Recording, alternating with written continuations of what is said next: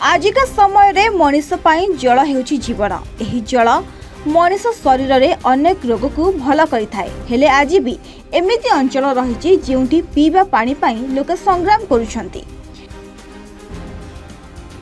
तेबे एही बड़ी एक समस्या देखिबाकू मिलिछि महांगा अंचल रे, जेउठी पीबा पानी पालटिछि बड़ समस्या। तेबे महांगा ब्लॉक अंतर्गत कुहुंडा ग्राम पंचायत थिबा 11 और 12 नंबर वार्ड रे संख्या लघु और दलित साहिर बासिंदा गरा बाल्टी धरी गाड़िया निकट में भीड़ लगाउछंती।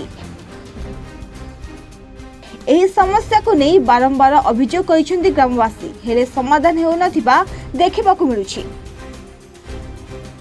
कहउछनी आसुक जे किए भोट जो गाई मंद दे कहउछनी तमे कुओ ना जानछो काई तमे हमकु पानी दउना हैरान करछ। आमे को अलगा दिन से मागुछु एटा Kumuda panchayat 13 number ward 14 number ward हेले से कोन पानी टपा देबे बिल्कुल पानी देबेनी हैला गोडा से जो जे पानी कळ चलौछनी आमे ताको हाथ ओड धरि नेउरा निमत होउछु 50 थर पानी के दिया आमे हैरान।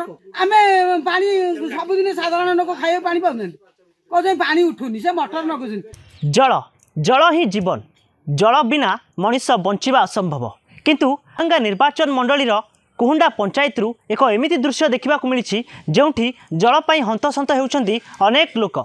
जेतेबेले निर्वाचन आसे नेता माने निर्वाचन रे प्रतिश्रुति दियंती, जनता को निजर भोट बैंक भावी तांको ठारू लूट करती। हेले निर्वाचन परे नेता जेतेबेले जीति जाती तापरे जनता समस्या को अणदेखा करती, जार एक वास्तव चित्र देखा मिली महांगा निर्वाचन मंडली अंतर्गत कुहुंडा पंचायत रे, जोठी अनेक जनता आज भी जल पाई हंतसंत होउछंती। तबे देखा बाकी रहिला खबर प्रसारण परे केबे एक्शन मोड को आसुची प्रशासन और केबे साधारण जनता समस्या को दूर करुछंती।